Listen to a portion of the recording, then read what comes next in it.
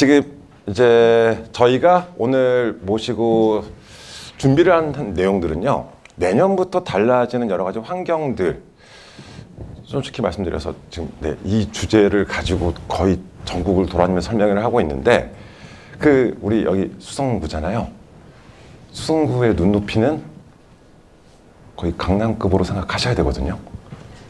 이번에도 만점자 나오고 했던 동네잖아요. 여기 되게 교육열도 높고 되게 수준도 높은 지역 아닌가요?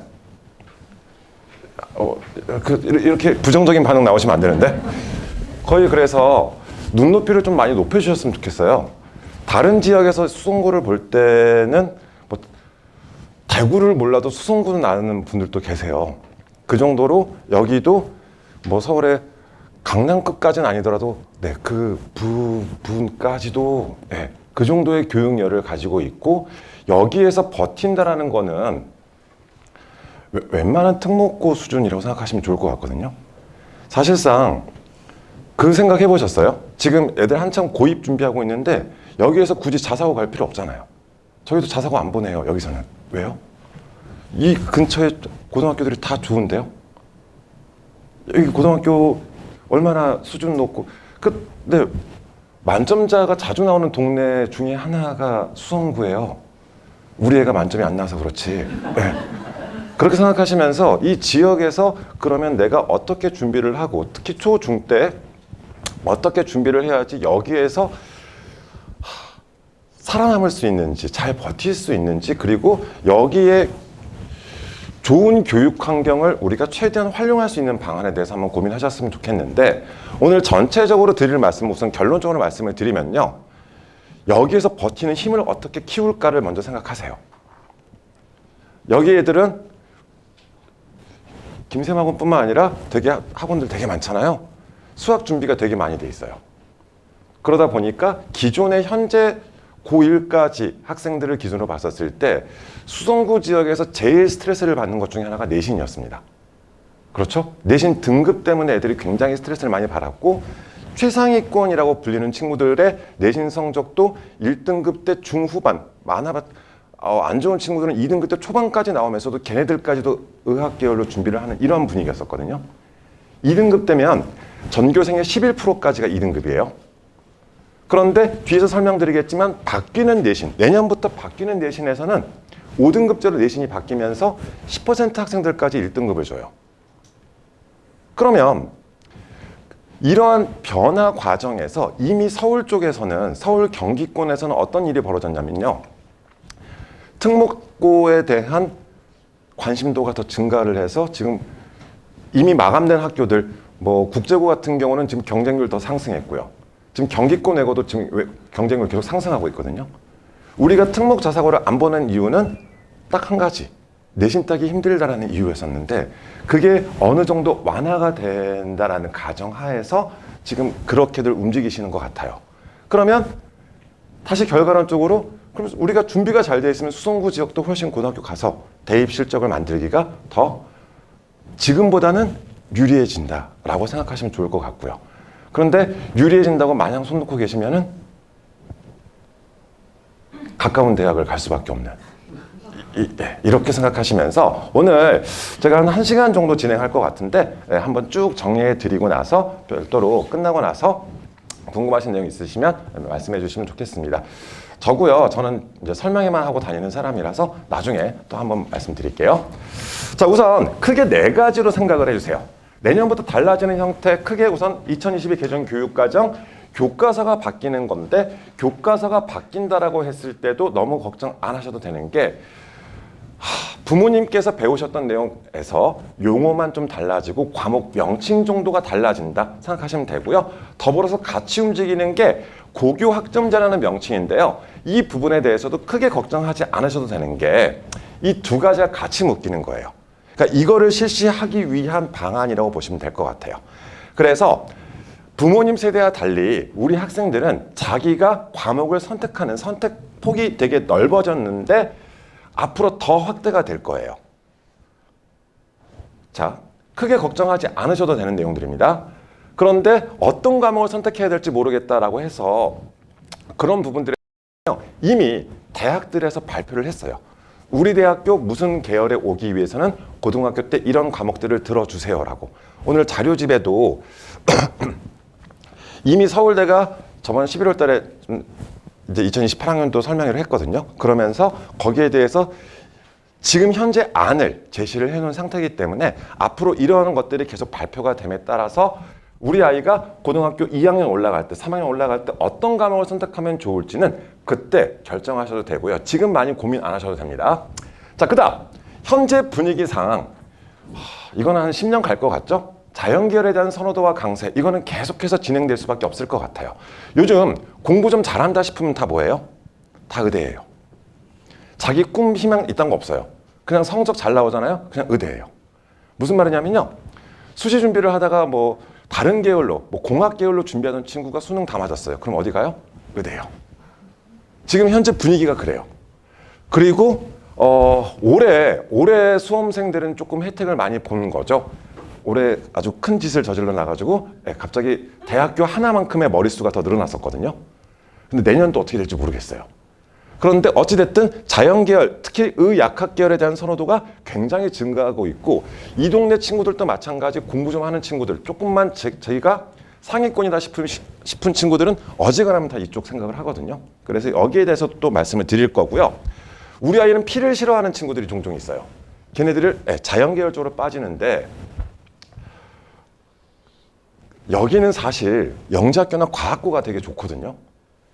이런 반도체 학과라든가 뭐 이공계 특성화 대학, 카이스트 이런 지역들은, 이런 대학들은 영재학교나 과학고를 가서 진학하는 게 되게 유리한데, 수성구 지역 친구들은 요즘 여기에 대한 관심도나 인기가 많이 사라진 것 같아요. 오히려 수성구 외 지역들에서 지금 영재학교 과학고를 더 많이 준비하는 것 같아요. 이번에 여기 이 학원의 다른 캠퍼스, 동구에 있는 캠퍼스에서도 과학고에 7명인가? 네. 그러니까 오히려 수성구 지역에는 왜 수성구 지역은 과학고를 못 가나가가 아니라 안 가요. 부모님들 안 보내실 거죠. 네, 안 가요. 그래서 우선 이쪽은 제외하고 우선 자연계열, 의약학 계열에 대한 이야기 좀 이따 드릴 거고요. 또 하나. 우리 아이가 문과 성향이잖아요. 그러면 한번 고민해 보세요. 국제고나 외고. 굳이 일반고 가서 수학 잘하는 애들 사이에 끼어가지고 거기서 얼마나 고생하겠습니까? 그래서 도망가는 형태가 꽤 많아요, 지금. 국제고나 외고 같은 경우는. 그런데 수학이 준비가 돼 있는 상태에서 국제고나 외고를 가잖아요? 그럼 가서 상위권 하겠죠. 이런 것들도 한번 생각해 보시면 좋을 것 같고요. 자, 그 다음 마지막으로 이제 올해 달라지는 형태에 대해서 말씀을 드릴 건데, 지금 얘가 문제예요. 통합형 수능. 이제는 문과, 이과 구별 없이 다 같은 과목을 보게끔 했습니다. 국어, 수학, 영어, 그 다음 사회하고 과학까지. 혹시 예전에 수능 세대 부모님들 계시면 그때 당시, 초창기 당시 수능으로 돌아간다고 생각하시면 돼요. 사회, 과학을 다 같이 봐야 되는 형태예요. 그러면 지금까지 학생들의 경우 중학교 학생들을 상담하다 보면 어떻게 말씀하셨냐? 우리 아이가 과학을 잘한다.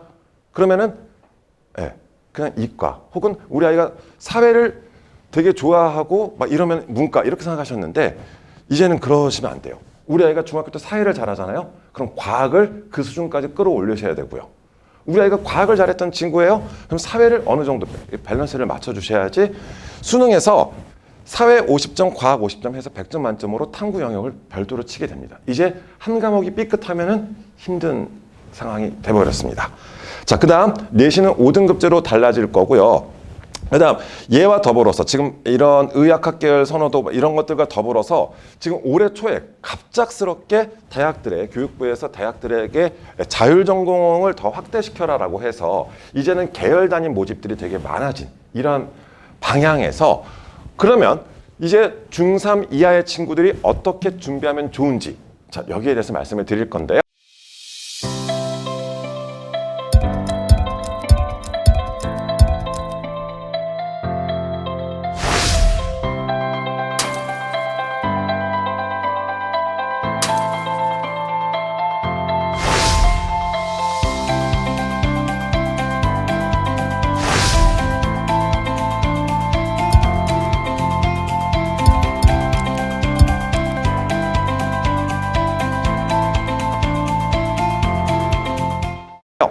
우선 오늘은 크게 여기에 대해서 중심으로 말씀을 드릴 건데 혹시 6학년 이하의 학부모님 계세요? 6학년. 내년 3월 달에 또 발표될 게 있거든요. 죄송해요. 제가 뭐라고 한 게 아니라 국가교육발전위원회라는 곳에서 내년 3월 달에 원래 발표할 예정이었습니다. 그런데 지금까지 나온 말들에 의하면 수능을 2차례 보겠다부터 시작을 해서 뭐 별 이상한 것들이 많이 나왔는데 우선 6학년 이하의 학부모님들 같은 경우는 이 틀과 함께 내년에 달라지는 것들에 대해서도 한번 염두에 두셔야 된다는 거. 저한테 뭐라고 그러시면 안 돼요. 이거는. 네. 그래서 내년 3월 달에 발표한다고 하고요. 내신도 전부 다 중학교 때처럼 A, B, C, D, E로 바꾸는 절대평가를 지금 안으로 제시하면서 외부 출제 기간, 혹시 이제 우리 학창시절, 부모님들 학창시절에 모의고사 같은 거 기억나세요? 그런 형태로 외부에서 내신을 치고 수행평가를 하고 뭐 이런 식으로 하겠다라고 되게, 이게 뭐야? 라는 저희도 이거 보고 이거 뭐지? 라는 그 정도의 지금 발표를 했거든요. 내년 3월 달에 좀 보셔야 될 것 같습니다. 그런데 수능 2번 보는 것들에 대해서는 되게 반발이 많아서 필요는 해요. 애들이 하루 동안 아직 지금 고등학생 학부모님이 안 계시죠? 사람이요. 8시 40분에 시험을 치기 시작해서 5시까지, 오후 5시까지 시험을 치는 것 자체가 이거 힘들잖아요. 심지어 거기다가 1교시가 제일 어려워요. 국어. 그러다 보니까 그런 것들에 대해서 고쳐보려고는 하는데 이런 것들은 나중에 발표되는 것도 보시면 좋겠고요. 오늘은 여기에 대해서 중심으로 말씀을 드릴게요. 자, 그렇게 내용 보시면서 하나하나 차근차근 보시면, 자, 저희도 판은 지금 깔아놨습니다. 이 교육부에서 우선 판은 깔아놓은 상태예요. 이렇게 바꾸겠다라고 판은 깔아놨고요. 자, 그 다음 내년에 지금 중3 학부모님들 같은 경우에 내년에 고등학교 입학해서 8월 달에 대학교육협의회라는 단체에서 어떻게 대입을 실시하겠다, 날짜라던가 이런 것들을 8월 달에 발표를 합니다. 그리고 여기에 맞춰서 고2 4월 달이 되어야지 대학들에서 우리는 이런 판에서 애들을 이렇게 뽑을 거야 라는 그것을 발표를 해요. 그러니까 이때까지는 진짜 깜깜이일 수밖에 없어요. 그런데 이런 깜깜이 상태다 보니까 서울대 같은 대학들에서는 지금 현재 안으로 몇 가지를 제시해 놓은 상태거든요.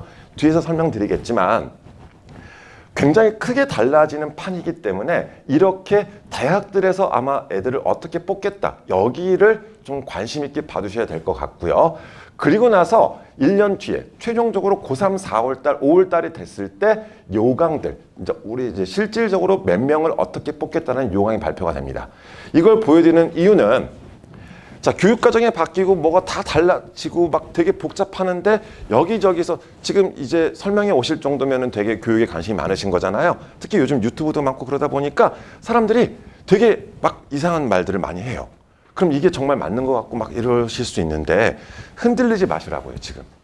어차피 학생 선발은 누가 해요? 대학이에요. 얘가 어떻게 뽑는지를 생각하시면 돼요. 그때까지는 내가 할 수 있는 최선을 다해서 어느 정도까지 성적을 만들어 놓느냐, 이게 중요한 거고요. 흔들리지 마세요. 막 뭐가 어떻고 그럼 되게 흔들리시고 걱정되실 텐데 결국 학생 선발을 하는 곳에서 어떻게 선발하는지를 봐주시면 좋겠습니다. 자, 그래서 이거 보여드렸고요. 바뀌는 교육과정인데 바뀌는 교육과정에 대해서는 우선 지금 현재 중3과 6학년 학부모님들, 중3과 6학년 학부모님들 같은 경우는 내년에 중3짜리가 고등학교 1학년 진학하고 6학년짜리가 중학교 1학년 진학하면서부터 얘네들부터 순차적으로 교과서랑 교육과정이 바뀌는 거예요. 그러면 지금 현재 중1, 중2는요. 중학교 시절은 그냥 2015 지금 현재처럼 하시면 돼요. 그리고 얘네가 고등학교에 올라가면서부터 바뀌는 거예요. 이해 가시죠? 그래서 6학년 중3 내년부터 바뀐다라는 거 이렇게 봐주시면 좋겠고요. 뭐 교육과정에 대해서 간단히 정리는 해놨지만 기존과 달라진 형태가 협력적 소통을 되게 강조하거든요. 그래서 이 뒤에서 서울대 책에서 이야기한 것들에 대해서도요. 자, 우리가 인성 영역을 평가를 한다. 인성을 평가한다고 하면은 대부분 무슨 생각하세요? 인성. 아예 인성을 파악한다. 그럼 뭘 생각하세요? 뭘 떠올리시죠? 대부분 착하다를 말씀하시거든요. 착함이 아닌 거예요. 소통이요. 소통 역량을 되게 크게 봐요. 지금 현재도. 그래서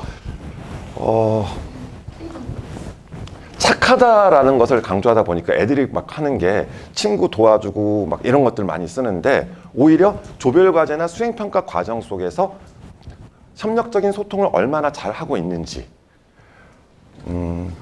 반장 하면서 막 리더십 이런 거 보여주지 마세요. 그 시간에 공부하세요, 차라리. 지금 현재 판이 그래요. 아니, 생각해 보세요. 전국의 학생회장 출신이 몇 명일 것 같으세요? 1750명 정도 될 거예요. 반장했던 경험자들 다 따지면, 아니, 장 노릇 했던 애들이 몇만 명 될걸요? 걔네가 다 리더십 있다고 하면 변별이 안 되잖아요. 그리고 대학들에서, 대학의 입장에서 한번 생각해 보실래요? 고등학교에서 반장 한 번 했다고 얘가 리더십 있다고 평가할까요? 오히려 조별 과제에서 자기의 의견을 잘 전달하고 다른 사람의 의견을 잘 수용하는 그러한 소통의 역량. 그리고 바뀌는 교과서들에서도요, 이제 언어 매체라는 교과서도 나오는데요, 국어에. SNS라던가 이렇게 애들 짧은 말, 그런 것들도 교육과정에 다 포함을 시킬 정도로 부모님 세대와 많이 달라를 파악하시면 좋겠고요. 더불어서, 자, 바뀌는 교육과정과 수능 출제 과목이라고 체크를 해놨는데, 자, 1학년 때, 여기 계시는 모든 분들은 1학년 때 어디 고등학교를 보내시는지 간에 이 과목들은 다 수업을 받게 됩니다. 자, 공통국어 1, 2, 공통수학 1, 2. 자, 기본 수학은 우리 애들은 안 배울 거예요. 특목, 어디죠? 마이스터고, 특성화고, 이쪽 애들이 배우는 거고요. 자, 공통영어, 한국사, 통합사회, 통합과 과학탐구 실험까지 고등학교 1학년 때 배우는 과목들이고요.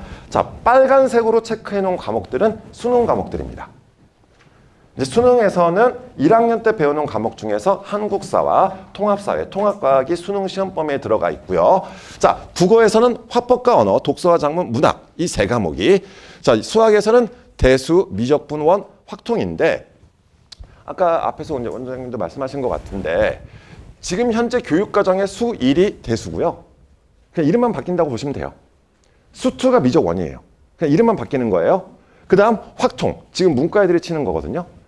자, 첫 번째, 현재보다 수능 시험 범위가 자연계열 기준으로 현재보다 수능 시험 범위가 어떻게 된 것 같으세요? 줄었어요. 범위가 줄어요.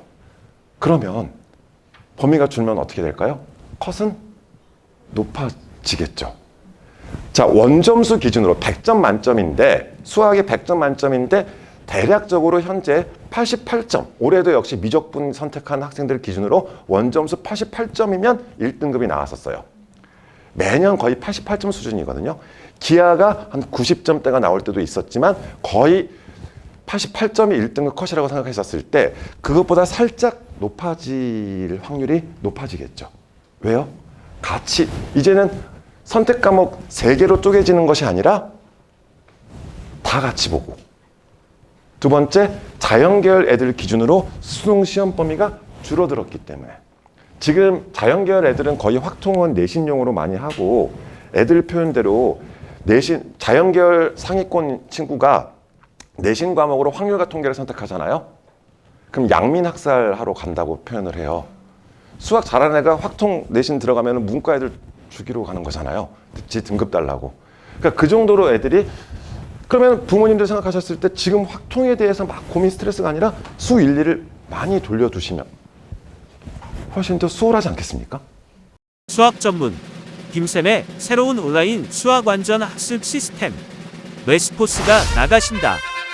감별 학습, 개별 학습, 완전 학습, 문제은행까지. 지금까지 이런 수학 학습 시스템은 없었다. 우리 아이 수학 완전 학습 레스포스가 책임지겠습니다. 레스포스.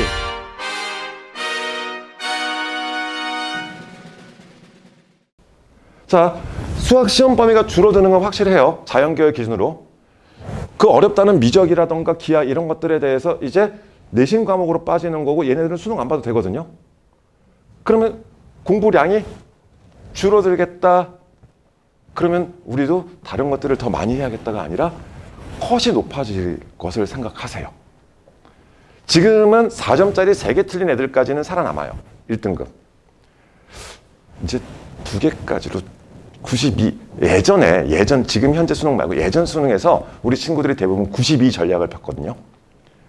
100점 목표가 아니라 92점 목표로 1등급 찍겠다. 이게 목표, 이게 전략이었었어요. 그때 당시에.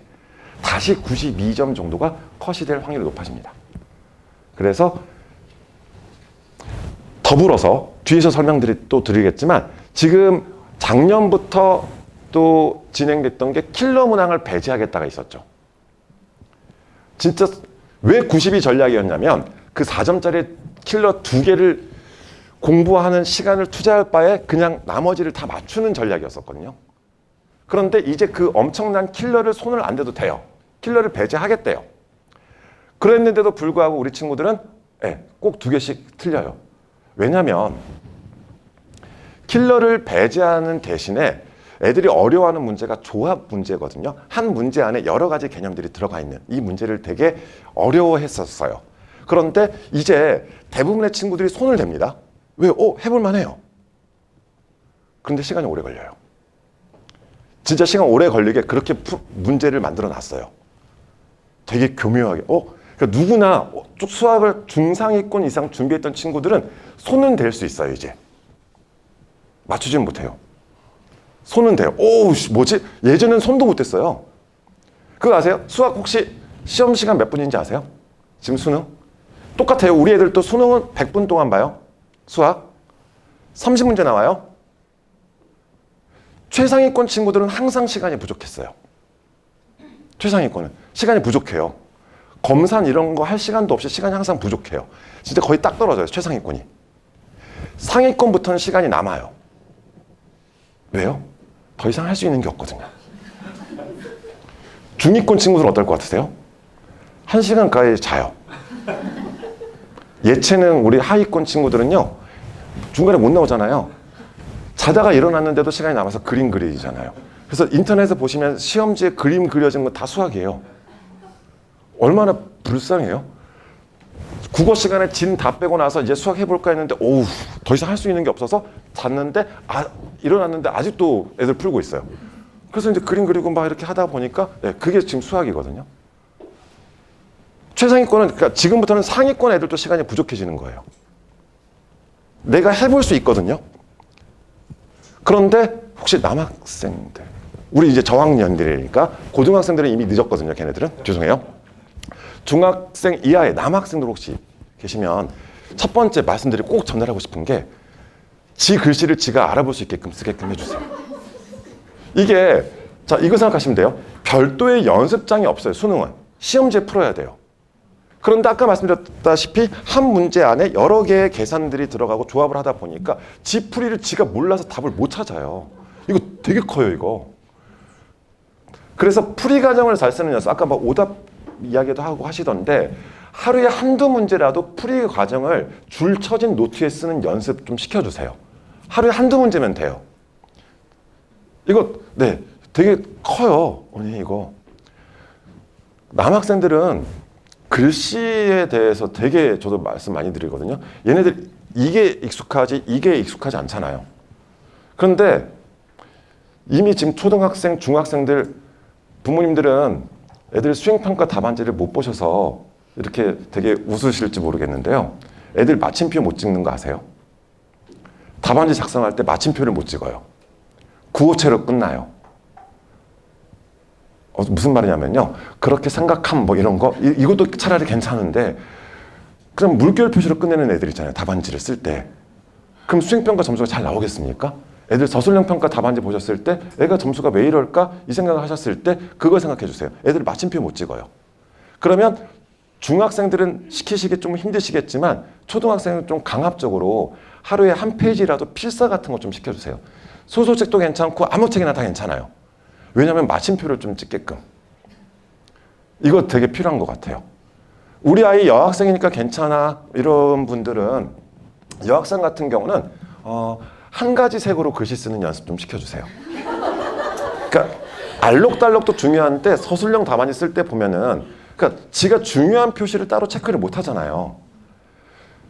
대학교 논술 시험도 학교 측에서 제공하는 펜으로 써야 됩니다. 수능도 마찬가지 쓸 때 학교에서 그 수능 뭐 샤프라던가 이걸 써야 되는 거예요. 그런데 거기서 지가 중요 표시를 못 하잖아요. 이런 것들이 되게 필요한 것 같아서 말씀을 드리는 거고요. 어찌됐든 바뀌는 수능과 교육과정에서는 이것도 한번 생각해 주세요. 교육과정이 바뀐다라고 해서 크게 걱정하지 않으셔도 되는 게 물화생지 그대로 다 들어가고요. 다만 투 과목들 조금 세부적으로 들어갔었을 때 이제 세세하게 물투, 화투가 아니라 역학과 에너지, 전자기와 빛, 물질과 에너지, 화학 반응의 세계, 세포와 물질 대사 이런 과목들을 자기가 공부하고 싶은 분야를 선택해서 보게끔 선택해서 공부할 수 있게끔 아이들에게 선택지를 더 넓혀준 거예요. 그러면 언제까지? 최소한 고등학교 1학년 때까지 진로를 잡으셔야 되는데 여기서 말씀드리는 진로는요. 절대 직업이 아닙니다. 직업으로 접근하시면 되게 힘들어져요. 계열로만 파악하시면 돼요. 자, 첫 번째 계열은 구분 뭐가 있어요? 인문, 자연. 그 다음 자연 안에서는요. 순수 자연 계열이 있고 공학 계열이 있고 의약학 계열 이렇게 세 개로만 나누시면 돼요. 왜냐하면 공학 계열에서는 물리 과목을 이수를 해 주어야 되거든요. 이해 가시죠? 자, 첫 번째 기준은 문이과, 즉 인문 자연으로만 구별하시면 돼요. 두 번째 기준은 자연 계열이다. 우리 아이 자연 계열로 가야 된다라고 생각하신다면 물리를 할까 말까를 고민하시는 건데 물리를 선택하면은 공학 계열 쪽. 그다음 물리가 빠지면은 순수 자연 계열과 의약학 계열. 의약학 계열 하실 거면 뭐 해야 돼요? 화생 쪽으로 들어가셔야겠죠. 세포와 물질 대사 이런 거 드러나야겠죠. 그러니까 이런 식으로 과목 선택에 따라서 차이가 나타나는 거예요. 그런데 문과는 왜 제가 인문만 말씀드렸냐면요. 문과는 기준이 없어요. 그냥 하고 싶은 공부하라고 하세요. 걔네들은 괜찮아요. 대학들에서 그렇게 열어놨어요. 근데 자연 계열만 대학들에서 선택 과목을 지정을 해놓은 거예요. 자, 이렇게 생각하시면서 과목 바뀌는 거에 대해서는 진짜 걱정하지 않으셔도 됩니다. 다만 그러니까 과목의 명칭 정도만 달라진 거 이렇게 생각하시면서 이제 어디 가서 그런 거 뭐 생물 이러면 옛날 사람 취급받아요, 어머니. 이제 생명과학이라고 좀 해주시고요. 그 물리학이라고 이야기하고 뭐 이런 정도만. 부모님 배우셨던 거 다 그대로 있어요. 수금지와 목도 쳐내면 기억나세요? 그거 아직도 걔네 다 있어요. 이런 거.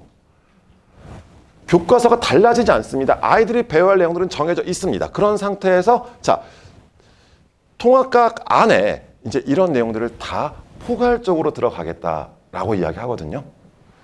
근데 여기서 짜증나는 건데 이제 뒤에서 한번 예시 문항까지 보여드리면서 말씀드릴게요. 자, 이건 잠깐 앞에 봐주시면요. 학점 기반으로 교육과정 운영하다 보니까 학생들한테 선택 과목 쪽에 대해서 이 과목 선택권을 더 확대시키는 것이 고교 학점제의 포인트다. 이 말씀 드리고 싶어서 고교 학점제에 대해서 너무 걱정하지 마시라는 취지로 이걸 그냥 보여드리는 거니까 이거 일부러 자료집도 안 놔놨어요. 그렇게 막 중요한 거 아니에요. 그냥 아이들의 과목 선택권이 확대된다. 이 정도만 기억하시면 좋겠습니다. 자, 그 다음 이제 수학 쪽에 대해서도 간단히만 언급할 건데 기존과 달라지는 형태에 대한 내용들인데요. 자, 오히려 이렇게 봐주시면요. 자, 기존의 공통수학을 공통수학 1, 2로 구별을 했고요. 자, 수1, 수2, 확통, 미적분의 일반 선택 과목들을 대수. 이게 수1입니다.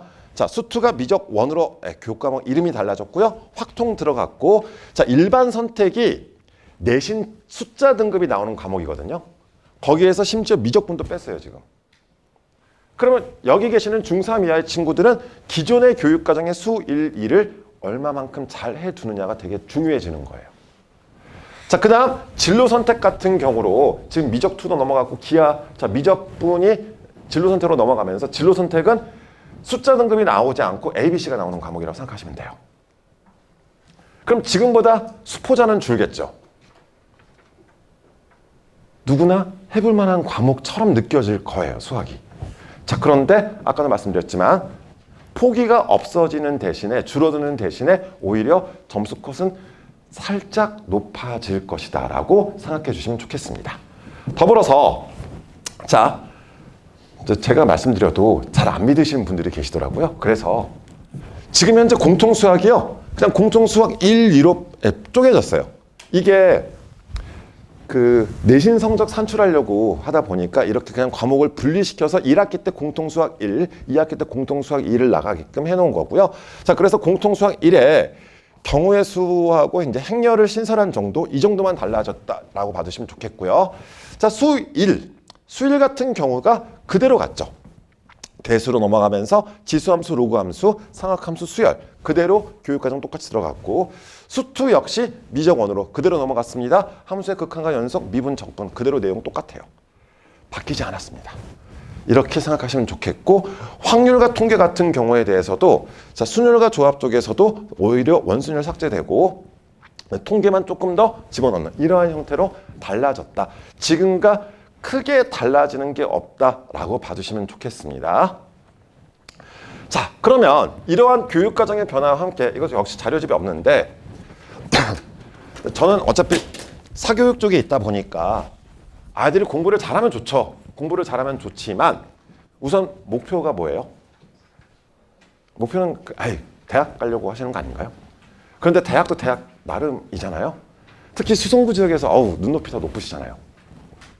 그러면 대학을 갈 수 있는 방법들에 대해서 이야기를 해봐야 되는데, 지금 현재 이 대입의 주요 전형들은 그대로 유지가 됩니다. 이건 안 바뀌어요. 교육과정 바뀌고 뭐 고교학점제 내신 바뀌고 다 해봤자 이거는 그대로 유지가 되거든요. 자, 그런데 우리가 선택할 수 있는 선택지는 여기서 4개예요. 수시에서 종합, 교과, 논술 이 3개와 더불어서 정시 끝. 지금 여기에서는 특별이나 실기, 실적 이쪽은 우선 제외하시고 들어가셔야 되겠죠. 자, 더불어서 자, 학생부 교과 전형에서, 이거 자료집에 있습니다. 학생부 교과 전형에서도 지금 현재 내신 성적이 되게 중요한 요소인데, 추가로 대학마다 면접을 치르거나 혹은 수능 최저를 부여하는 대학들이 있어요. 이거 거의 그대로 유지가 됩니다. 그런데 내신 성적이 9등급에서 5등급제로 줄어들면서 축소가 되면서 내신 등급을 가지고 변별할 수 있는 숫자가 더 힘들어지겠죠. 아무래도. 그러면요, 더불어서 최저를 갖다 붙이거나, 근데 지금도 대부분 대학이 최저가 있어요. 그러면 서류라고 들어간 것은 교과를 이수한 정도를 파악하는 거. 아까 말씀드렸던 것처럼 무슨 과목을 선택했는지, 무슨 과목들을 이수했는지를 파악하는 것이 있는가 하면 얘 강화시키려고 하거든요.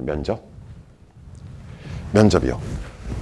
그러니까 면접도 이제 크게 2가지가 있는데, 구술고사라고 해서 문제를 풀어서 설명하는 형태의 면접이 있는가 하면 일반적인 학생부 서류 기반 면접이 있는데, 학생부 교과 전형에서는 대부분 다 지금까지는 일반적인 면접이었었습니다. 그런데 이제 대학들에서 어떻게 발표하는지를 봐야 되는데, 혹시 중3 같은 경우는 첫 해라서 면접 쪽보다는 오히려 이쪽에 더 강조를 해주시면 좋을 것 같아요. 수능적 성적. 그 다음 학생부 종합. 많은 학생들이 선택하는 게 학생부 종합인데, 자, 내신 성적 더불어서 비교과 활동. 그런데 비교과라고 적어놨지만 요즘은 비교과를 반영할 수 있는 게 거의 없어요. 왜요? 이제 수상실적 반영 안 해요. 수상실적 지워지거든요. 그럼 애들이 교내대회 나갈까요? 안 나갈까요? 안 나가요. 그 다음 또 비교과 없어지는 게 봉사활동도 지금 안 해요. 봉사도 지금 안 들어가고, 독서활동 목록도 안 들어가요. 그러니까 안 들어가는 요소들이 너무 많아진 거예요. 그러니까 외부적인 활동보다는 수업, 내신 성적과 더불어서 수업에서 있었던 활동들, 그걸 우리가 세특, 세부능력 특기사항이라고 이야기하는데, 그 서류 중심으로 진행을 하는 거거든요. 그런데 이 세특이 중요해지다 보니까 특목 자사고가 다시 살아나기 시작한 거예요. 세특을 잘 써주고 학교 프로그램이 좋은, 서류 평가할 때 블라인드로 진행을 합니다. 블라인드가 뭐냐면 애들 이름도 다 지우고 출신 학교도 다 지우고 다 지워요. 다 지우고 순수하게 서류만 보는데, 특목고는 배우는 과목이 달라요. 그래서 부모님이 보시더라도 얘는 특목고구나 확인이 가능한 거예요. 그래서 인문계열 같은 경우는 국제고 같은 경우가 나쁜 선택지가 아니라는 것을 말씀드리는 거고요. 자연계열인데 그럼 어떻게 할까요? 여기 계세요. 여기 좋아요. 이 동네 학교들 다 잘 써줘요. 그리고 여기도 컨설팅 학원들 많이 있잖아요. 그런 거 다 첨삭해주고 다 해요. 그러니까 결국 그럼 우리가 애들이 신경 써야 될 건 뭐예요? 성적이요. 그런데 학생부 교과 전형하고 학생부 종합 전형하고 평균 등급의 차이가 약 0.8등급 정도 차이가 나거든요. 내신이 조금 떨어지는 친구들이 서류를 통해서 종합을 쓰는 형태라고 봐주시면 좋을 것 같아요. 자, 그 다음 여기에는 면접도 붙기도 하고 수능 최저, 지금도 붙기도 하는데 뒤에서 한 번 더 설명드리겠지만 서울 주요대학 같은 경우는 지금 분위기가 계속해서 최저를 갖다 붙이는 분위기로 지금 바뀌고 있습니다. 왜냐하면 내신보다 그나마 더 공신력이 있는 성적이 수능이라고 파악을 하는 것 같아요. 추가로 내신은 앞으로 우리 아이들 때는 5등급이지만 수능은 지금처럼 9등급이 유지가 되거든요. 수능은 그대로예요. 그러면 어떤 게 더 변별이 돼요? 애들을 분류하기 편해요? 지금도 애들 최저 못 맞춰가지고 난리인데. 네. 그 다음 논술은 지금 생각 안 하셔도 됩니다. 논술 뭐 굳이 독서 토론 뭐 이런 거 보내시는 분들 계실지 모르겠지만 목적이 독서라면은 좋은 건데 그냥 글씨 쓰는 연습 제발. 그거 네. 글씨라도 좀 잘 쓰게. 이게 중고등학교 올라갈수록 지금 서술형 평가라던가 이런 비중이 되게 강화되고 있는데 진짜 남학생들 갈수록 더 진짜 힘들어요. 못 알아보겠어요. 근데 문제는 지글씨도 지가 몰라요. 읽어보라고 했는데 지가 못 읽어요. 그렇게 써놓고 나서 다른 사람한테 읽어서 채점하라고 하면 나쁜 짓이잖아요. 그럼 당연히 학교 선생님들도 그렇고 논술 치러 갔는데 네. 채점하는 사람들이 무슨 죄가 있다고 이렇게 생각하시면 좋겠습니다. 그래서 초중학교 때는 진짜 기본에 충실하셔서 글씨 쓰는 연습, 특히 수학 같은 경우에 대해서도 풀이 과정을 그냥 깔끔하게만 정리해도 이 논술도요, 부모님 생각하시는 그런 논술이 아니에요.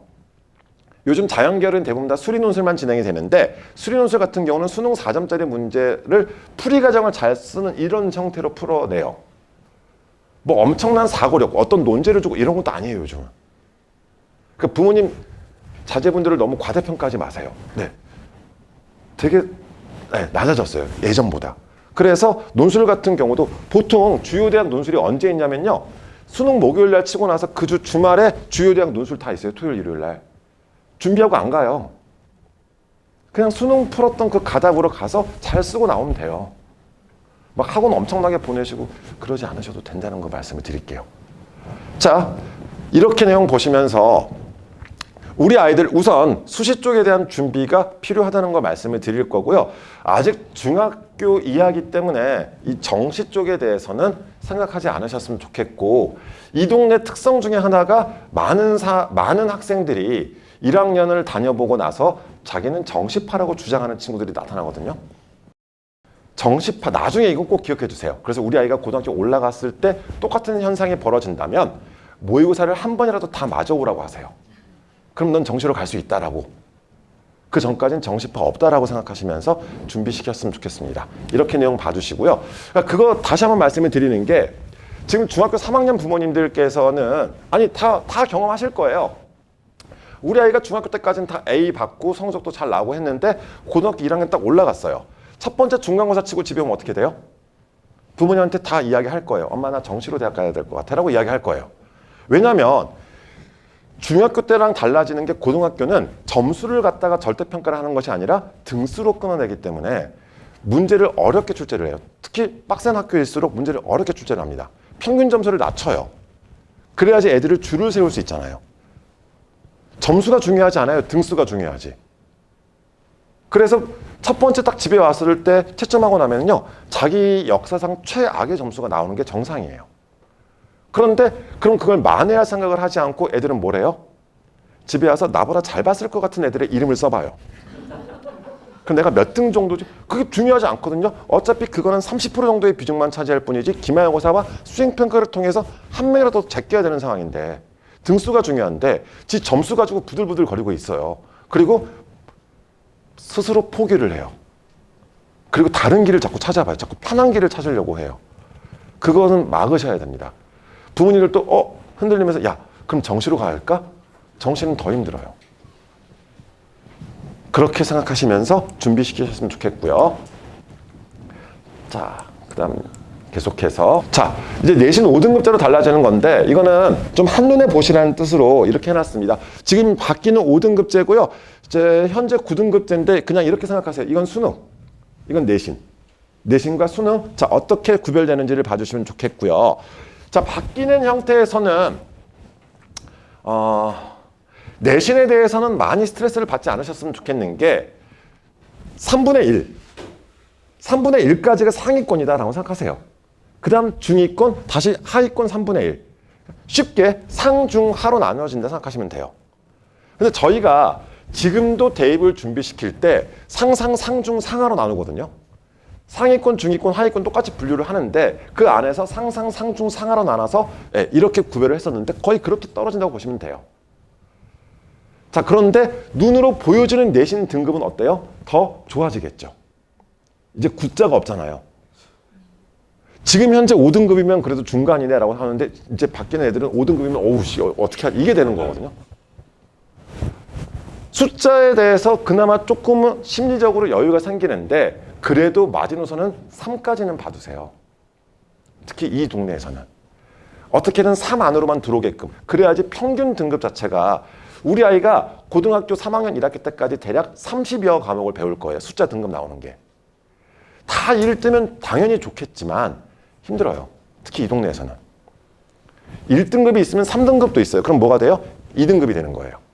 그러면 어디에 비율이 더 높으냐를 생각하시면 돼요. 그래서 최대한 앞쪽에 비율이 많게끔 나오시는데 3등급 한두 개 나오시더라도 평균 등급은 어쨌든 2등급 안쪽으로 떨어질 거예요. 그렇게 생각하시면서 어떻게든 3분의 1 안으로 들어오는 게 첫 번째 목표. 그리고 모든 과목을 다 그렇게 못 받습니다. 그렇다고 너무 드러내놓고 한두 과목 버리시면 안 되고요. 그래서 이렇게 내신을 유지시켜 주시는 형태 생각하시고요. 그나마 우리한테 유리한 것, 이 수성구 지역에서 유리한 것은 수능은 그대로 9등급제가 가준다는 거. 그러면 이 동네 애들 특징 자체가 어렸을 때부터 학원에 많이 단련되어 있는 친구들이 많더라고요. 그냥 편하게 말씀드릴게요. 그러다 보니까 애들이 문제 푸는 양이 많아요. 그건 되게 좋은 거예요. 수능이라는 시험 자체는 어때요? 문제 많이 푸는 친구가 이겨요. 안 믿으실지 모르겠는데 이번에 수능 만점자, 그러니까 매년 수능 성적표, 그러니까 수능 성적에 대한 분석 자료가 나오면요. 재수생들이 현역 애들보다 평균 표준 점수 10점이 높아요. 왜 재수생들이 성적이 높아요? 1년 더해서? 아니요. 1년 동안 문제를 더 많이 풀어서요. 문제의 양이 많으면 많이 풀수록 성적이 잘 나온다 생각하시면 좋을 것 같습니다. 그 근거 중에 하나가 남학생, 여학생 비교했을 때도 수능 성적은 죄송한데 남학생의 평균 점수가 7점 정도도 높아요. 지금 제 의견이 아니에요. 그럼 평균 점수가 평균 7점 정도가 더 높게 나와요. 남학생들이. 남자들이 똑똑하고 이게 아니에요. 혹시 아들, 딸 둘 다 키우시는 분 계세요? 집에서 한번 테스트 해보세요. 각자 야 공부해라고 하면은요. 무슨 짓을 하는지. 남자들한테 공부해 시키잖아요. 걔네들은 닥치고 풀어요. 개념 따윈 보지 않아요. 걔네 머릿속에 개념은 없어요. 그냥 풀어요. 심지어 채점도 안 해요. 그 자기 애가 너무 강한 거죠. 나는 풀면 다 맞을 거 뭐 이런 생각인지 모르겠는데 남자들은 그냥 풀어요. 그냥 엄마가 막 화내서 공부해 그러면은 가서 문제집 푸는 신용이라도 해요. 걔네들은 그게 공부예요. 근데 여학생들은요. 펼쳐요. 우선 정리부터 하더라고요. 정리를 하고 펼치는데 읽어요. 눈으로만 봐요. 절대 풀지 않아요. 여학생들은 동그라미 컴플렉스가 있는 것 같아요. 문제집을 풀었을 때 틀릴까 봐 되게 걱정을 해요. 그리고 저 그런 애도 봤어요. 분명히 채점을 이렇게 지가 풀었는데 채점하다가 틀렸음에도 불구하고 틀린 거 안 하고 다 고쳐서 동그라미 쳐요. 문제집 틀리는 거에 대해서 여학생들 같은 경우는 문제집 틀리는 거에 대해서 그냥 괜찮다 계속 해주세요. 문제집은 틀리라고 있는 거야. 그래서 문제를 많이 다뤄볼 수 있게끔 해주세요. 남자애들은 채점이라도 좀 하라고 하세요. 오답만 봐도 걔네 성공해요. 걔네가 개념 보면 얼마나 좋게요. 그런데 저희 계속 실패했어요. 안 돼요, 걔네들은. 남자들은 태생적으로 개념 따위는 상관이 없는 것 같아요. 그냥 풀어요. 그러다 보니까 많이 풀수록 어때요? 오답률이 줄어들 수 있기 때문에 성적이 잘 나오는 것 같아요. 단 모의고사 수능 쪽에 한해서. 내신은 좀 꼼꼼하게 봐야 되잖아요. 그리고 남자애들 중에 좀 그런 애 있잖아요. 약간의 뭐 이렇게 어깨에 좀 힘 좀 주고 싶은 친구들은 에이 뭐 수행평가도 잘 신경 안 쓰고 제발 네, 자기 거를 잘 챙겼으면 좋겠습니다. 그렇게 해서 다시 한번 그러면 오늘 방향성 잡히실 거예요. 내신 같은 경우는 어때요? 자기 관리 능력이 되게 중요한 거고 수능이나 모의고사 같은 경우는 학원 보내셨을 때 학원에 숙제량이 많다? 그건 좋은 거예요, 그냥. 그리고 나중에 고2 겨울, 고3쯤 올라가서는 이제 혼자 공부할 시간들이 좀 필요해서 그때도 뭐예요? 문제량을 늘리는 형태로 들어가는 거거든요. 문제량이 많아야 돼요.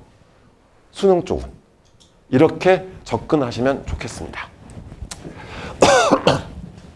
자, 그 다음 이제 내신 성적 산출, 이걸 대학에 어떻게 제공하겠다의 형태인데 참고만 하시고요. 그러면 이제 애들 학생부가 나와봐야 되겠지만 이걸 그냥 제 혼자 그냥 만든 거예요. 지금 현재예요. 지금 현재 일반 선택 과목은 이렇게, 자, 진로 선택 과목은 이렇게 지금 나오게 되는데 이거를 예내식대로 풀어봤더니 이렇게 지금 아마 성적이 나올 거다라고 저희도 그냥 만들어 본 거거든요. 이것만 단위수가 그냥 학점으로 바뀔 뿐이고요. 이름만 바뀌는 거고. 자, 그래서 원점수, 성취도, 석차 등급, 평균 수강자 수 이렇게 들어가는데 학생부 교과 전형을 생각했을 때는 등급만 중요해요.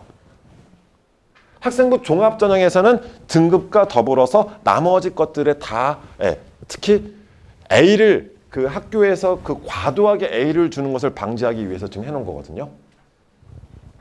내신 부풀리기, 막 문제 미리 알려주고 막 이런 것들을 다 방지하려고 지금 A, B 중 이렇게 해놓은 거라서 이런 것들이 다 서류 평가에서는 들어갑니다. 이렇게 봐주시면서 준비시키셨으면 좋겠고요.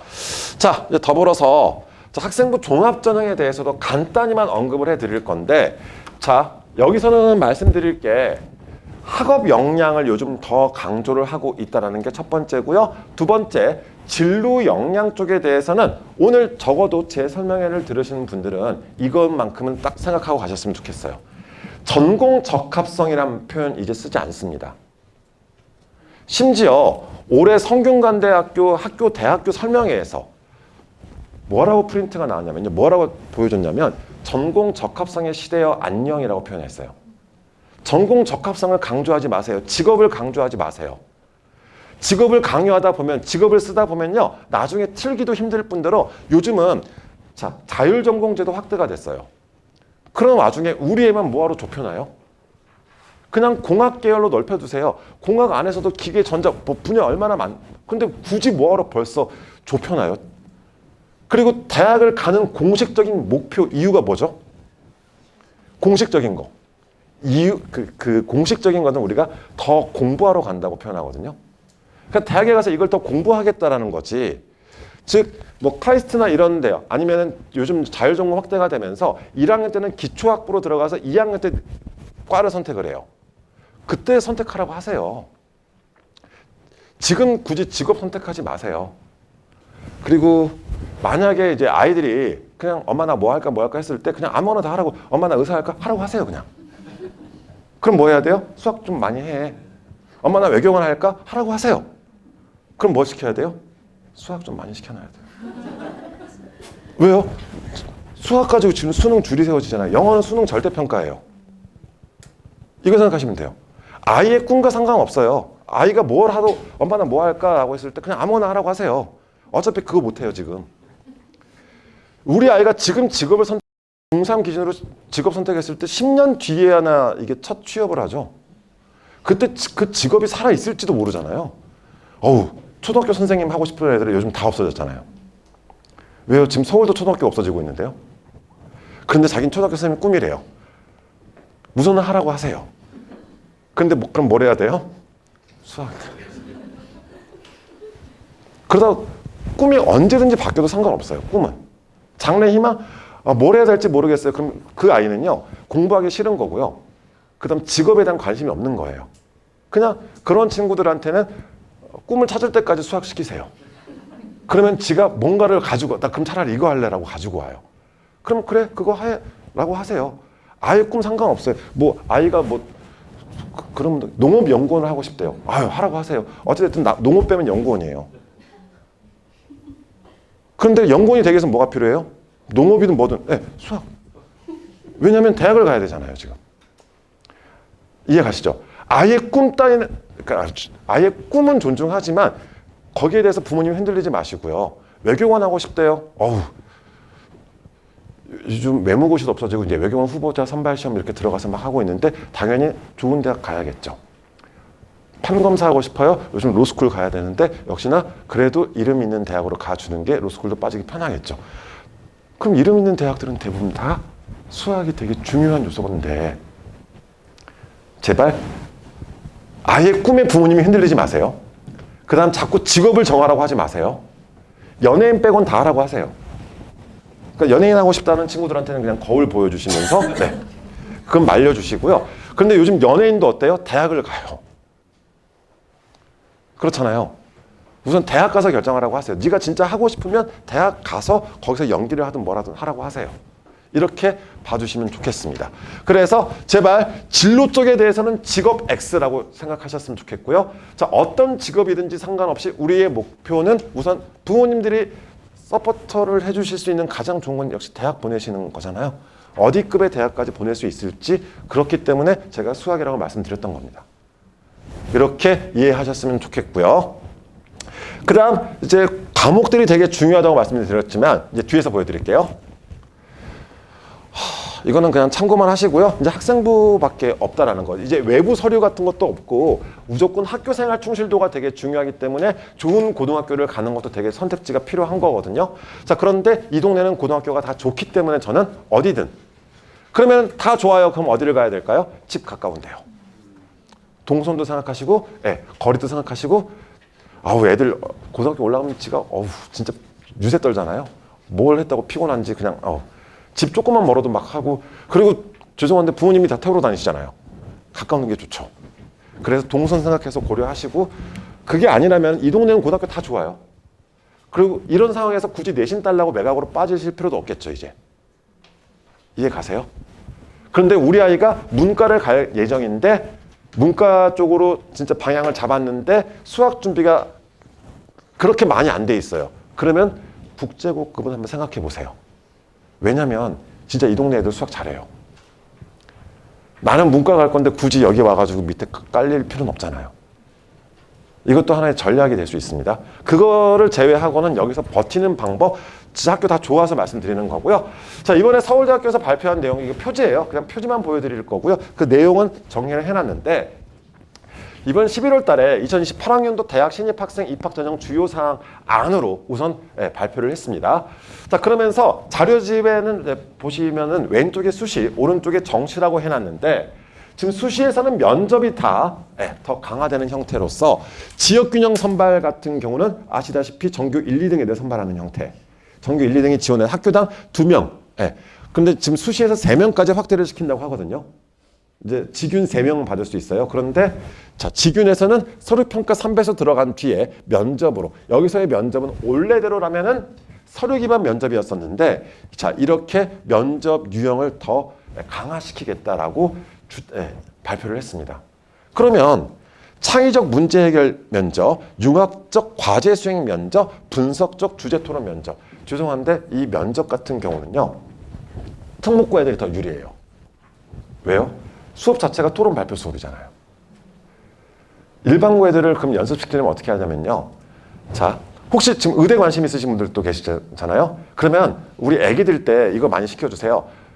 자꾸 자기 생각을 이야기하라고 하세요. 부모님이랑 같이 영화를 봤어요. 혹은 드라마를 봤어요. 그럼 저런 상황에서 너 같으면 어떻게 할 거야? 를 물어봐 주세요. 이게 면접 준비의 기본입니다.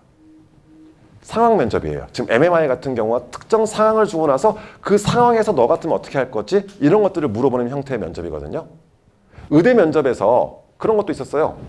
부모님 가족여행을 간대요. 자, 가족여행을 가는데 아버지가 운전하고 가고 있었는데 아버지가 갑자기 화를 냈대요. 왜 그럴까? 이게 문제였어요. 그거 뭐예요? 그게 의대랑 무슨 상관이죠? 그러니까 그런 특정 상황을 자꾸 주는 거예요. 그러면 제일 좋은 게 독서를 통해서 이렇게 확장해 주는 게 제일 좋지만 책을 안 읽잖아요. 그래서 영화나 드라마를 보시면서 그 얘기를 해주세요. 너 같으면 저러면 어떻게 할 거야? 그러면 저학년 때는 그래도 뭐라고 떠벌떠벌 할 거예요. 거기에 대해서 잡아주려고 하지 마세요.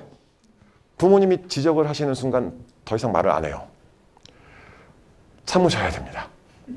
무슨 헛소리를 하든지 간에 참으세요. 그리고 조금 나이가 들어가면 거기에 대한 근거를 가져오라고 하세요. 그게 가장 좋은 면접 준비거든요. 그런데 그래도 이 수성구 지역 고등학교에서는 그런 토론 발표 속 그래도 꽤 많이 하는 편이에요. 일반고 치고는. 그래서 이런 면접 준비 쪽에 대해서는 그렇게 진행될 거고, 일반 전형 같은 경우가 구술고사라고 해서 지금 현재 특정 지문을 주고 문제를 푼 뒤에 그걸 설명하는 면접의 형태가 진행이 되거든요. 자, 이런 식으로 면접이 지금 계속 강화돼. 그러니까 수시에서는 서울대 같은 경우는 다른 요소보다 오히려 면접을 더 강화시키겠다 이거예요. 그 다음 정시에서는요, 이거를 지금 갖다 제시했습니다. 수능 100%가 아니라 이제 정시에서도 지역균형 선발, 지균 그대로 또 만든대요. 정시에서. 학교당 2명씩 추천할 수 있게끔 해놓고요. 자, 그 다음 뭐 지금 이제 수능 100%가 일반 전형인데 이걸로 100% 선발하지 않겠다예요. 왜요? 자, 수능 2단계에서 이걸 통과한 애들을 데려다가 교과 역량평가라고 해서 과목 이수 충실도, 그다음 학업 성취도, 자, 그다음 그러니까 서류 평가를 진행하겠다는 거죠. 점수 가지고 끊지 않겠다. 수능 성적 가지고 끊지 않겠다는 거예요. 지금 현재 서울대가 이렇게 발표를 했습니다. 그러다 보니까 두 가지 방향이거든요. 첫 번째, 수시에서는 뭘 강화해요? 면접을. 아까 처음에 말씀드렸던 것처럼 대학들에서는 결국 이 내신 5등급제 상황에서 어떤 선택이든지 할 건데, 첫 번째가 교과에서는 면접을 선택할 확률이 높고요. 두 번째는 수능 최저는 대부분 다 갖다 붙일 건데, 그러니까 역으로 생각하시면 이걸 수능 최저라고 보시면 돼요. 수능 성적이 뒷받침되는 친구들을 데려다가 서류평가를 진행하겠다. 이게 서울대 목적인 거예요. 그러면 우리는 오히려 이쪽도 생각해. 수능 성적이 잘 나온 상태에서 이 동네 서류 괜찮다고 했잖아요. 괜찮다니까요. 이런 식으로 방향들 생각하시면서, 다만 뭘요? 내신 쪽을 조금만 더, 죄송합니다. 면접 쪽을 조금 더 고민했으면 좋겠습니다. 그래서 저학년들은 아까 말씀드린 것처럼 필사시키는 거, 책, 어떻게든 책하고 조금이라도 가깝게 한 달에 한 권씩이라도 좀 어떻게 강제로 막 했으면 좋겠어요. 중학교 때까지는. 자, 이렇게 봐주시면서 앞으로 계속해서 이렇게 발표단들 나왔었을 때 그냥 너무 크게 고민하지 마시고, 이게 최종 확정은 고2 때가 돼서야 최종 확정이 되니까 그렇게 내용 봐주시면 좋겠고요. 자, 이번에는 학업 역량 쪽에 대해서 이쁘게 정리를 해놨길래 올해 서강대학교 설명회 자료 그대로 보여드릴게요. 처음에도 말씀드렸지만 전공에 대한 이야기들보다는 요즘 대학들에서는 다 학업 역량을 굉장히 강조합니다. 자, 학업 역량을 강조하는데 내신 성적, 즉 성적도 들어가고, 성적이 좋은 친구들은 다 교과로 지원했을 것이기 때문에 성적이 조금 떨어지더라도 세특을 통해서 그 친구의 탐구 역량, 그 다음 다른 과목과의 융합적인 능력, 그 다음 창의적 문제 해결 능력, 이거를 전체적으로 보겠다 이거거든요. 자, 그래서 교과학습 발달 상황의 등급, 표준 편차, 평균 성취도, 인원수 등을 전반적으로 고려한 뒤에, 자, 세특과 창체활동, 행동특성, 즉 서류를 종합적으로 평가해서 아이들을 평가하겠다. 이 방향이 앞으로 우리 애들한테도 먹힐 수밖에 없어요. 지금 이 흐름이. 그래서 결론적으로 진짜 오늘 참석하신 분들이 다 이 지역 고등학교를 가면 좋겠습니다. 진짜 여기 학교 나쁘지 않아서 그래요. 그리고 혹시 아세요? 우리 아이도 3년 뒤에 만점자로 인터뷰할지? 자, 이렇게 봐두시면 좋겠고요.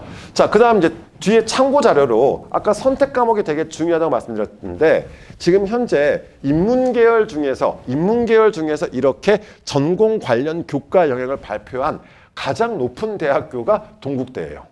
그 이상의 대학교는 문과는 그냥 아무거나 하래요. 아무거나 선택해도 돼요. 그런데 동국대가 발표를 하긴 했는데 얘네도 그냥 형식적으로 발표한 것 같아요. 왜냐면요, 특정 뭐 과목 그렇게 특별하게 없거든요. 그래서 문과는 과목 선택에 대해서 걱정 안 하셨으면 좋겠고, 다만 자연계열. 자, 올해 연세대학교 같은 경우는, 자, 수학과에 오는 친구들은 수학 1, 2, 미적분, 기하를 다 고등학교 때 수업을 들었으면 좋겠고, 자, 핵심 과목은 안 들으면 떨어지는 거고요. 권장 과목은 들으면 좋은 거고요. 그래서 과목을 선택할 때 우리 애들 때도 이렇게 대학들에서 권장 과목을 제시할 거예요. 그렇기 때문에 거기에 맞춰서 과목을 선택할 수 있게끔 도와주시면 좋겠습니다. 그 내용이 자, 지금 서울대가 개편한, 이번 같이 설명회에서 검토 중이라고 해서 이렇게 제시를 했거든요. 지금 현재 이런 상태에서, 자, 공과대학 같은 경우는 공학계열 같은 아까 말씀드렸죠. 계열로 구별하시면 되게 편하다고. 그래서 공과대학 같은 경우는 기하하고 미적분 2를 수업을 들었으면 좋겠고 물리학, 화학, 지구과학, 연계 진로 선택 중 아까 말씀드렸던 그 이상한 과목들이에요. 이름 이상한 과목들에서 3과목 이상 이수를 권장하겠다. 자, 그 다음 여기 공과대학 안에서도 이 학부들 같은 경우는 물리학을 우선적으로 이수했으면 좋겠다. 이런 식으로 이렇게 지정을 해줄 거예요. 그런데 아직 우리 애들은 지금 걱정 안 하셔도 되는 게 이 과목 선택을 언제 하냐면요. 고등학교 1학년 1학기 때 초안을 잡은 뒤에 2학기 때 최종 선택을 해요. 그 전까지 이렇게 계속해서 자료들 나올 거니까 거기에 맞춰서 우선 스카이라인 맞춰서 잡아주세요. 어차피 스카이라인 거기를 목표로 준비하시는 것도 좋지만 다른 대학들은 스카이 따라서 가요. 이렇게 생각하시면서 자, 그럼 선택 과목도 걱정 안 하셔도 되겠죠. 대학들에서 해준다니까요. 이거 참고하시고요. 자, 그 다음 이런 식으로 지금 현재 그 과목을 이수하지 않았을 때 자, 어떤 불이익이 있는지들에 대한 내용인데 문과 계열은 진짜 별거 없잖아요. 지금 파란색이 영향이 없음이거든요. 문과는 특별하게 문제 안 돼요. 그런데 자, 공학계, 의학계 지원자가 지구과학을 안 들었다? 문제 없대요. 역시나 말씀드렸지만 제 의견이 아니라 대학에서 이렇게 얘기하는 거예요, 지금. 그런데 자, 자연계, 공학계, 의학계 지원자가 수학, 미적분이나 기하를 이수하지 않았다? 그러면 중대한 감점 요인이 된다는. 선택 과목을 어떻게 이수하느냐에 따라서 자기가 계열. 그래서 진짜 너무 걱정하지 않으셔도 되는 게 계열로만 구별하셔도 어떤 과목을 이수하고 그런데 기본 베이스가 뭐예요? 물, 화, 생지 끝. 이렇게 생각하시면 좋겠습니다. 자, 그러면서 이제 한 10분 정도 더 정리할 건데 벌써 2022 개정 교육과정의 안내 자료 어떤 과목, 그 과목이 무슨 과목인지에 대한 선택 자료들을 이렇게 제시를 했습니다. 그래서 지금 뭐 경기도 교육청, 충청북도 교육청 이런 교육청에서 자료들을 제시를 했는데요. 이런 식으로 다 돼 있어요. 지금 제가 거기 자료집에는 수학만 넣어놨는데, 자, 이게 어떤 과목이고, 그다음 뭐 공통 수학은 앞으로 이제 다른 과목과 어떻게 연계되어 있고, 자, 어떤 진로와 연결되어 있을까 이런 식으로 간략하게들 다 정리가 돼 있거든요.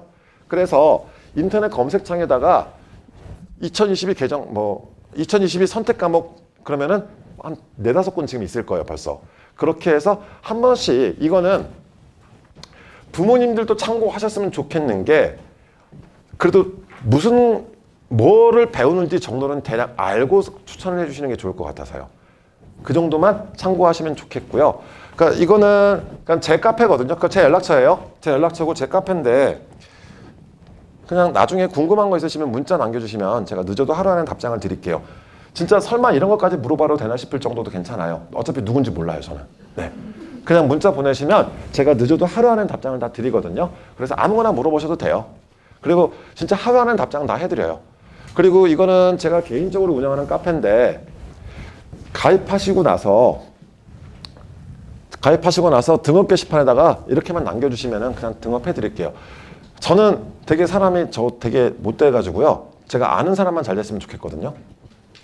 그래서 막 자료 공유, 밴드 같은 것도 하긴 하는데 카페는 사실 처음 만든 게 제가 편하려고 제가 자료 보관하려고 만들어 놨다가 비공개로 하다가 그냥 아시는 분들만 좀 뭐 설명에 참석하셨거나 컨설팅 하셨거나 이런 분들에 대해서만 해드리고 있거든요. 그래서 그래도 그나마 쓸만할걸요? 네. 그렇게 해서 많이 도움 되셨으면 좋겠습니다. 오늘 한번 뵌 분도 계시고 뭐 예전에도 뵌 분들도 계시겠지만 고3 때까지는 그래도 저장해 두셨다가 그냥 아무거나 물어보세요.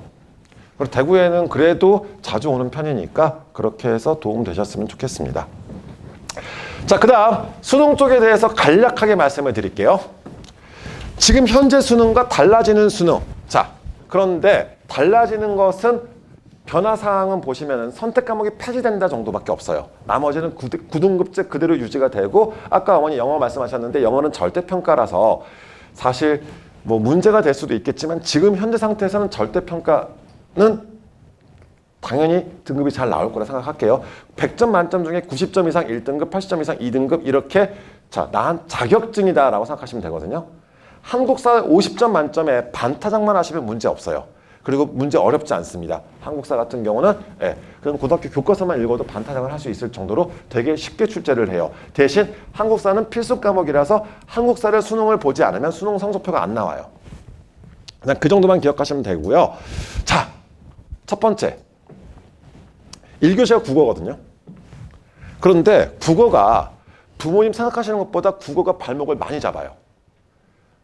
자, 그 다음 이렇게 한번 생각해 보실래요? 지금 현재 문과, 이과 이렇게 구별을 하는데 지금 현재는 문과, 이과 구별을 하는데 대부분 착각하시는 게 국어를 잘하면 문과라고 착각을 하시는데 국어는 둘 다 못해요. 문과, 이과 할 것 없이 못하는 게 국어예요. 지금도. 대신 문과, 이과 구별을 했었을 때 수학을 가지고 구별을 하잖아요. 우리 아이들 때도 마찬가지일 거예요. 우리 아이 국어 잘하면 좋죠. 못해요. 근데 못할 수밖에 없어요. 우선 애들의 읽기 능력이 떨어지고요. 모의고사는 지문 자체가 되게 길어요. 긴 호흡 우리 애들 못해요. 그리고 애들이 제일 싫어하는 문제가 뭔지 아세요? 문제가 여기서 끝나는 거. 지문이 2페이지가 돼 있어가지고요. 딱 넘기는 순간 다시 읽어야 돼요. 못 읽어요. 이게 안 되는 거예요. 그래서 자, 이거는 문이과 할 것 없이 다 같이 못해요. 그런데 얘는요. 여기서 이제 결국 줄이 세워지는 거죠. 지금은 선택 과목이 3개였어요. 확통, 미적, 기하 3개로 선택했던 이러한 선택 과목의 형태였는데 자, 우리 달라지는 친구들은 어때요? 다 같이 봐요. 문과고, 이과고 이런 거 없어요, 이제.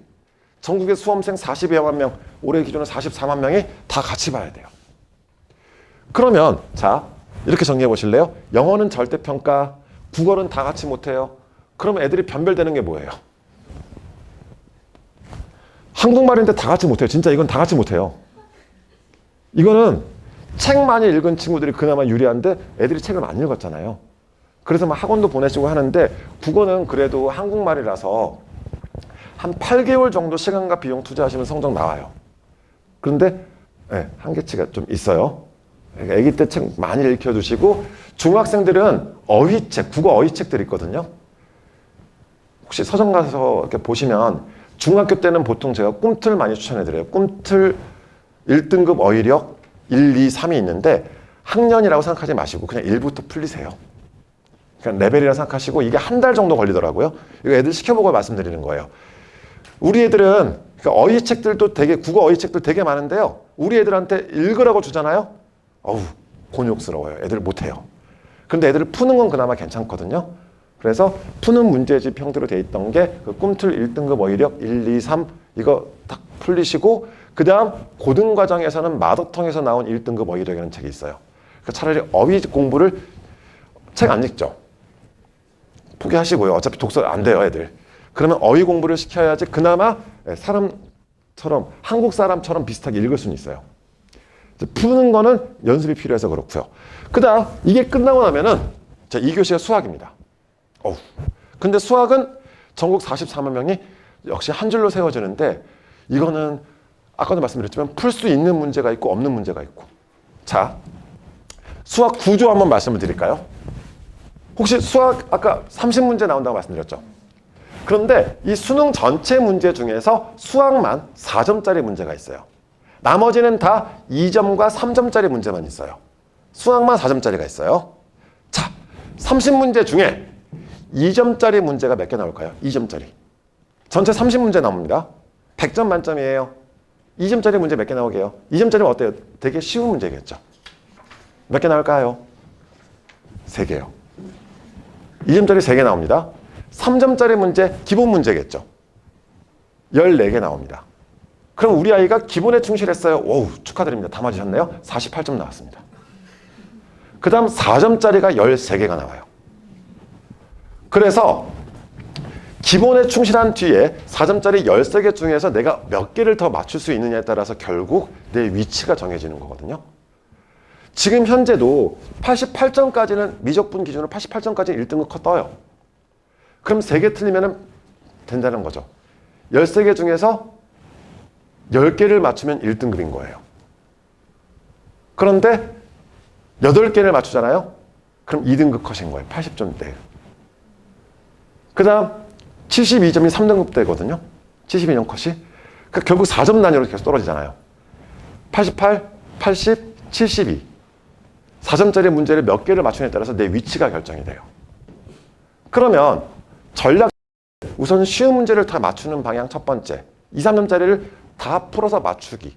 실수 안 하기. 이게 첫 번째 베이스고요. 두 번째, 4점짜리 문제를 하나하나 정복해 나가는 거예요. 근데 이게 오래 걸려요. 고등학교 입학 전에 최대한 좀 준비가 됐으면 좋겠다고 하는 게 국어는 아까 말씀드렸지만 시간과 비용 투자하시면 등급 하나 올리는데 8개월 정도 걸리거든요. 수학은요? 3등급까지는 조금만 시간과 비용 투자하시면 한 1년 정도 걸린다고 생각하시면 돼요. 3등급까지는. 애들이 얼마나 재밌는지 아세요? 수학은 3에서 7까지 랜덤이에요. 지 컨디션 좋으면 3 나와요. 보통 5 나와요. 그리고 좀 국어 시간에 좀 힘들었으면 7 나와요.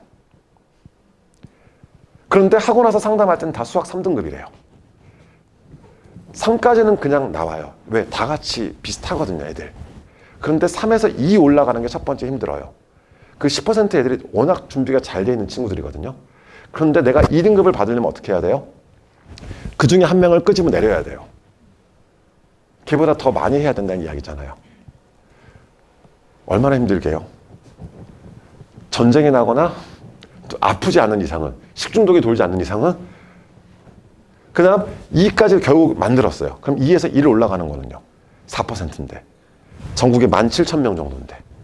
그 안에 비집고 들어가기가 얼마나 힘들겠습니까? 그래서 수학 거리는 거예요. 그리고 그게 안 된다라고 스스로 판단을 해서 다른 걸로 자꾸 대체를 하는 거예요, 애들이. 그래서 고등학교 설명에서는 이렇게까지 말씀 못 드리는 거고 중학교, 초등학생들이니까 최소한 고등학교 입학하기 전까지 최대한 수학을 많이 해 두셨으면 좋겠다는 취지. 이제 이해 가세요? 진짜 이거 가지고 지금 바뀌는 수능에서 이거 가지고 줄이 첫 번째 세워지는 거예요. 두 번째, 사회과학 쪽에 대한 이야기 하나 말씀을 드릴 건데 이거는 차라리 뒤에 문제를 봐두시면, 자, 지금 이미 보신 분들 계실지 모르겠지만 2028학년도 수능 바뀐다라고 해서 발표했습니다. 통합사회 이렇게 출제할 거고 통합과학도 이렇게 출제할 거라 이렇게 발표를 했는데 지금 이제 교육과정에 대한 설명 딱 들어갔고요. 자, 바뀌는 문제 유형까지 다 이렇게 해놨거든요. 사회도 과학도. 그런데 기본적으로 중학교 때 사회과학 성적이 괜찮은 친구들은 이거를 응용 확장해서 풀 수 있을 정도의 난이도예요. 막 엄청나게 스트레스를 많이 받지 마시고 기본에서 충실해서 그 다음 확장으로 들어가야 되는 건데 과학도 마찬가지긴 해요. 과학도 마찬가지긴 한데 자, 이렇게 쭉 다 넣어놨거든요. 그런데 문제가 엄청나게 변별이 이루어질 것 같지는 않아요. 그럼 역시 또 걱정해야 되는 게 뭐예요? 실수. 올해 기준으로 올해 수능에서 화학 문제가 조금 쉽게 출제됐나 봐요. 그래서 1등급 커트라인이 만점이 나왔어요. 근데 매년 그런 과목들이 한두 개씩 나오거든요. 그러면 얘네들 때도 마찬가지 사회 50점, 과학 50점인데 어때요? 조금이라도 쉽게 내주면은 실수하는 순간 등급이 떨어져 버리는 거잖아요. 그래서 그냥 기본에 충실할 정도로 해주시는 정도. 네, 이렇게 봐주시면 좋겠습니다.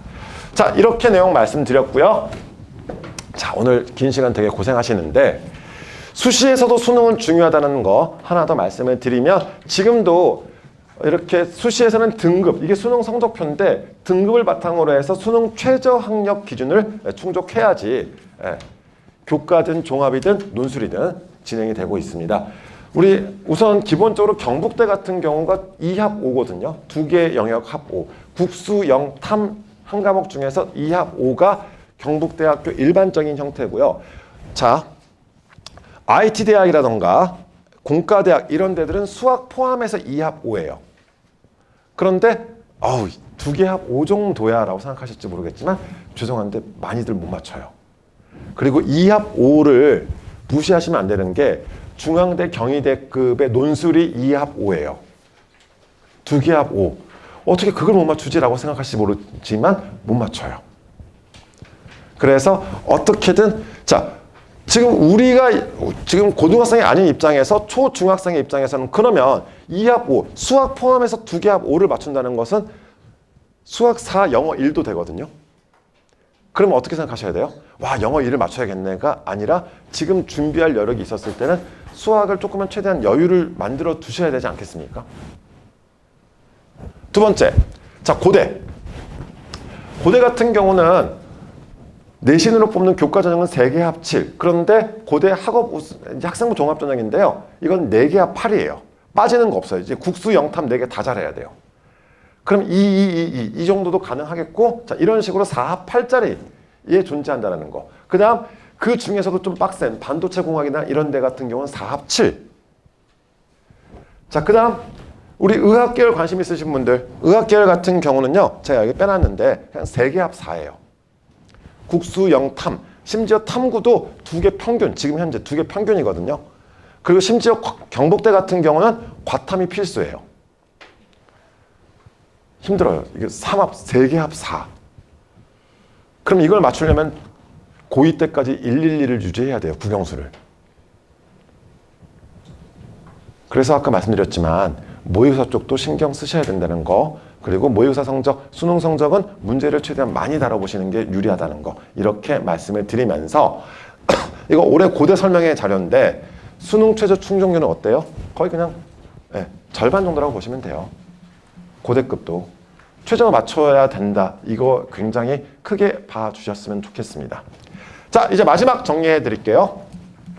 오늘 여러 가지 것들에 대해서 많이 말씀을 드렸지만 그 중에서도 꼭 기억하셔야 될 게, 자, 수시를 준비한다는 것 자체는 다시 한번 학생부 교과와 종합 이 2가지를 중심으로 우리는 생각했으면 좋겠고, 현재 지금 상태에서는 논술 생각 안 하셔도 됩니다.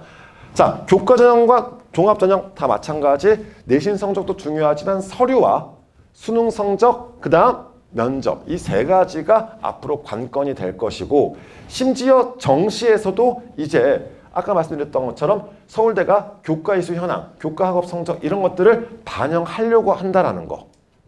그럼 뭐예요? 학교 생활하면서 기본적으로 교과 내신 성적도 신경 쓰지만 서류까지 같이 병행하셔야 된다는 거. 그리고 이 동네 학교가 좋다는 거. 이런 것들 생각하셨으면 좋겠고요. 자, 벌써 지금 중3 여기 학부모님 계신지 모르겠지만 벌써 지금 내년도 일정표 나왔습니다. 그 다음 이제 제가 이 설명의 자료를 만들어서 전달해 드렸을 때는 아니었지만 이거 확정 발표됐고 이 날짜 그대로 이미 중3 어머니들은 지금 시험법에는 다 나왔어요. 내년 거. 그래서 이렇게 1년에 4차례씩 고1, 2 때 모의고사를 치고 고3 때는 이렇게 모의고사를 친 뒤에 수능을 치게 된다. 제발 모의고사 쪽에 대해서 기억 꼭 하셨으면 좋겠고, 한 가지 더 팁을 드리자면 모의고사 성적표는 3주 뒤에 나옵니다. 아이들은 안 나왔다고 주장할지 모르겠지만 3주 뒤에 수능 성적표, 모의고사 성적표가 나오고요. 아이들한테도 전달해 주세요. 구기거나 버리기 전에 사진부터 찍어놓고 버리라고. 애들 습관이에요. 딱 성적표 받자마자 다 찍거든요. 이렇게 구기거든요. 다른 친구들 앞에서. 그거 하기 전에 사진부터 찍어 놓으라고 하세요. 성적표 재발급 안 돼요. 그리고 모의고사 성적표 자체 보시면 밑에 정오표까지 나와서 애가 어떻게 공부하면 좋은지 이런 것도 다 우리가 확인할 수 있거든요. 되게 좋은 자료인데 애들은 다 구겨요. 그리고 어디 있는지 잘 몰라요. 그래서 꼭 성적표는 나오면 사진 찍어서 보관해 주시면 좋겠습니다. 어디 가서 상담 받으실 때 꼭 그렇게 그 성적표를 보여주는 게 제일 좋아요. 점수 보여주셔봤자 그렇게 큰 의미 없어요. 자, 이렇게 내용 보시면서 자, 마지막 독서 중요하다는 내용, 이거는 부모님들 한번 참고하셨으면 좋겠고, 지금 학생부에는 독서가 반영이 안 됩니다만 이렇게 대학들에서는 독서를 되게 강조를 해요. 그래서 저희가 학생부 곳곳에 독서를 집어넣고 있습니다. 동아리 활동도 요즘 독서 많이 하게끔 하고요. 과목별로 독서 많이 집어넣고 있으니까 미리 책들을 좀 읽어두라고 해두시면 좋겠고, 책은 어떤 책이 좋냐면요. 어떤 책이 좋을 것 같으세요? 유명한 책이요. 서류 평가하는 사람들이 알고 있는 책이어야 되잖아요. 내가 좋다고 해서 그 책을 읽어봤자 나를 위해서 그분들이 책을 읽어주지 않거든요. 입시 제도가 어떻게 바뀌든 대학은 그 상황에서도 우수한 애들을 뽑으려고 할 거예요. 그런데 우리가 지금 상태에서 원서 쓰는 게 아니라 준비시키는 상황에서 제일 중요한 것은 결국 점수를 어떻게 보여주냐인데, 얘네 둘 중에 지금 어떤 게 변별이 된다고요? 이쪽이 더 변별이 되겠죠. 그 다음 수능 쪽에 대해서는 지금 성적 점수로 보여지는 게 국어, 수학, 탐구인데, 국어는 다 같이 못해요. 수학 가지고 줄이 세워져요. 탐구는 오히려 지금 쉽게 나올까 봐 걱정이에요. 그래서 잘 앞으로 남은 기간 동안 준비를 하셔서 하시는 대학의 준비 잘 이루어졌으면 좋겠습니다.